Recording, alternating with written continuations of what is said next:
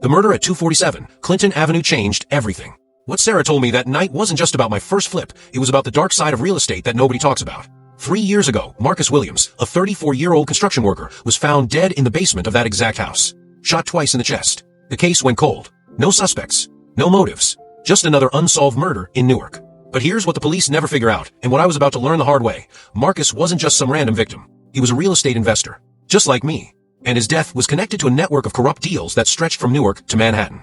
Deals that I was about to become part of, whether I wanted to or not. My name is Michael, and this is how my second real estate deal almost got me killed. Sarah met me at a 24-hour diner in Jersey City the next morning. She looked like she hadn't slept. When she slid into the booth across from me, she had a manila folder thick with papers. I did some digging last night, she said, opening the folder. Marcus Williams wasn't just murdered in your house. He owned it. My blood went cold. What do you mean he owned it? He bought it 6 months before he died. Was planning to flip it, just like you. But 3 days before he was supposed to close on the sale, someone put 2 bullets in his chest. She spread out newspaper clippings, police reports, property records. The seller you bought from? That wasn't the original owner's daughter. That was Marcus's business partner, Linda Chun. I stared at the documents. Linda Chun, the same woman I bought the house from. The same woman who'd been so eager to sell, who'd accepted my lowball offer without negotiation.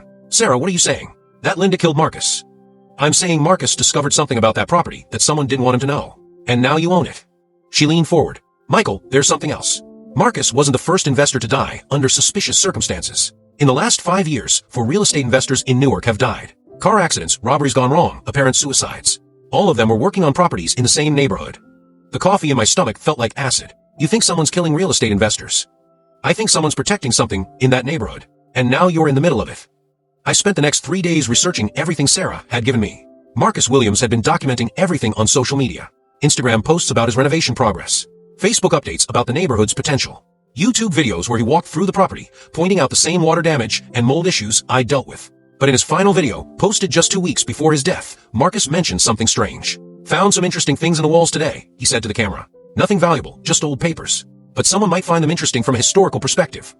Historical perspective. What had Marcus found? I drove back to 247 Clinton Avenue. The new owners, the young couple who bought it from me, weren't home.